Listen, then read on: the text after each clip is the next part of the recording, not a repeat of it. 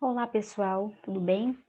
Meu nome é Renata Ferreira, eu sou professora de Biologia, sou formada em Ciências Biológicas pela UESB e sou aluna do mestrado de ensino da UESB, né? Sou aluna do mestrado da PPGEM, do Programa de Pós-Graduação em Ensino da UESB. E hoje eu estou aqui para ministrar para vocês uma breve introdução ao pensamento evolucionista. Vou comentar para vocês de forma bem rápida, né, as principais teorias, né, sobre evolução biológica. Para isso, eu vou projetar para vocês aqui um slide que eu fiz, né, para que a gente possa compreender e visualizar melhor o conteúdo, né? Então, o que até o século XVIII, né, até o final do século XVIII, início do século XIX, a visão que predominava no mundo era uma visão denominada de um pensamento denominado de fixismo, né? Então, o que que era o fixismo? Para os adeptos do fixismo, as espécies se mantinham imutáveis, elas não se modificavam ao longo do tempo, né? Então, da forma como uma divindade, né, um Deus criou todas as formas de vida, elas estavam até ali, até aquele momento, né? Então, para os fixistas, espécies elas se mantinham imutáveis. Elas poderiam até representar semelhanças, mas elas não teriam relações de parentesco entre si nenhuma. Não se falava em relações de parentesco. Porém, com os avanços da revolução científica, com os avanços na ciência, né, principalmente na área da geologia, essa teoria ela começa a cair um pouquinho em desuso, né? Ela começa a ser repensada. Se realmente as espécies elas não se modificam ao longo do tempo, elas são fixas, o que explica, por exemplo, a ocorrência dos fósseis, já que nessa época começaram a se identificar os primeiros fósseis, né? Os primeiros fósseis foram identificados. Então, com a descoberta desses fósseis, a teoria do fixismo ela começa a ser abandonada. Essa teoria ela começa a cair em desuso, né? Então, a partir de 1970, né, disseminou-se a partir de 1970, principalmente com os trabalhos do Conde de Leclerc, né, do Conde de Buffon, as ideias do transformismo, né? Então, para ele chega à conclusão, o Conde de Buffon chega à conclusão de que, por exemplo, que os ossos dos membros dos mamíferos apresentavam grande semelhança entre diversos aspectos, é, entre diversos seres vivos, em diversas espécies. Então, os membros, né, os ossos dos membros de vários mamíferos apresentavam semelhanças. Então, ele já começa a observar essas semelhanças entre essas espécies. Então, assim, suas hipóteses, elas já começam a fazer a referência a essas transformações que as espécies poderiam passar ao longo dos anos, né, ao longo do tempo. Por isso, a teoria é denominada de transformismo. Então, é, porém, ele não conseguiu explicar essas modificações, a natureza dessas modificações. E ele não vai conseguir responder essa resposta. Ele não traz essa resposta. Lá em 1974, né, o naturalista Erasmus Darwin, ele publica, né, um longo livro, um longo tratado denominado Zoonomia, onde ele vai afirmar, nesse material, que existia possibilidade de transformação dos seres vivos, porém ele não conseguiu apresentar uma hipótese para explicar esse fenômeno.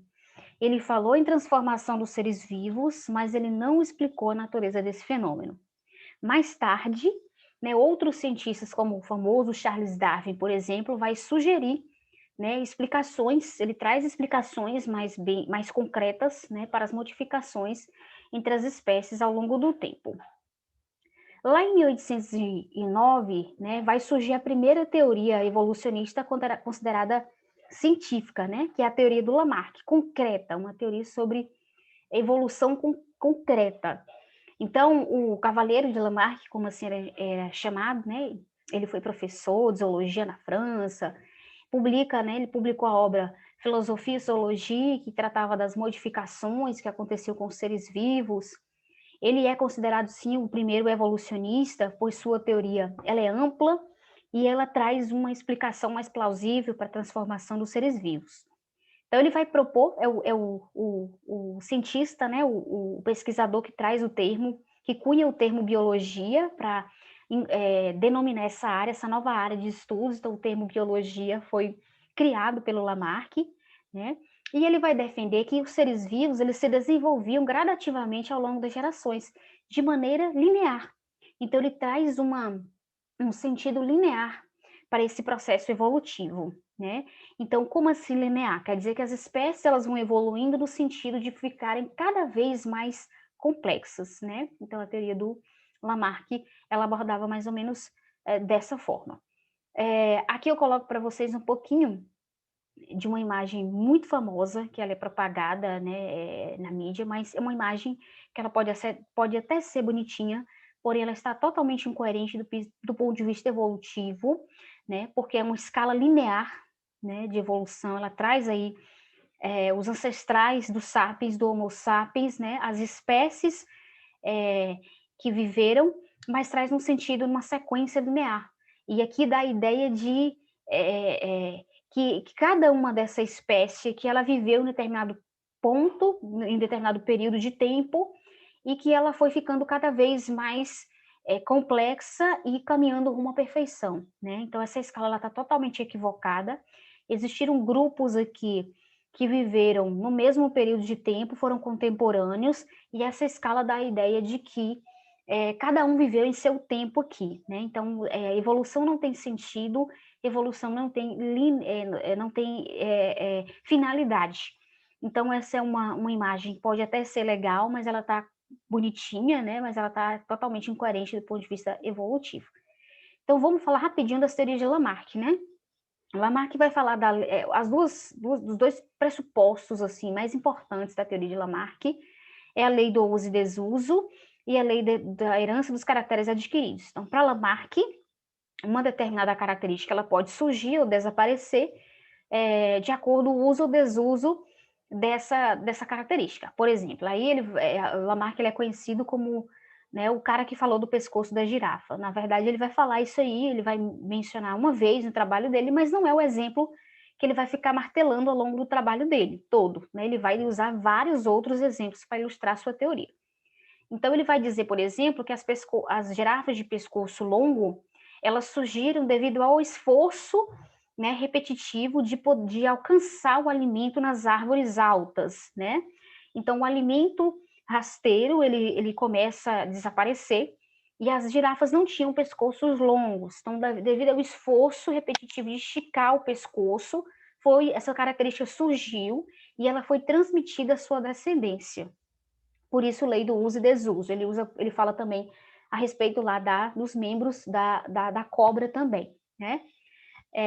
E lei da herança dos caracteres adquiridos, que uma vez essa característica surge, ela vai ser passada para sua descendência, né? Então, esses são os dois pressupostos aí básicos da teoria de Lamarck, né?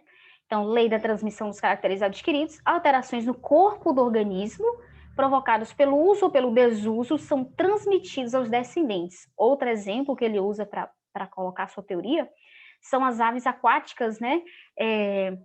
Tornarem-se pernaltas, né? Devido ao esforço que faziam para esticar as pernas para evitar que molhassem suas penas, né? Quando fosse buscar a comida lá na água. Então, essa característica surge e ela passada, ela é transmitida à descendência ao longo das gerações, né? Essa é a teoria básica, a teoria de Lamarck.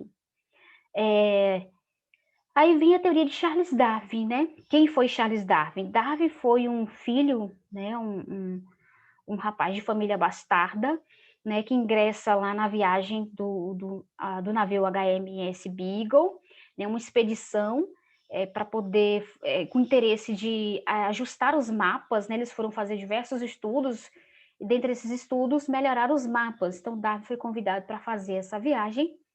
Porém, ele vai passar, né, por vários locais, vai ficar ao longo dos 5 anos, né, a bordo do Beagle, fazendo diversos estudos, e ele vai ficar encantado com a diversidade de seres vivos que ele vai encontrar por onde ele passa, né? Dentre vários lugares que ele passa, o lugar que mais impressiona o Charles Darwin é justamente Galápagos, né?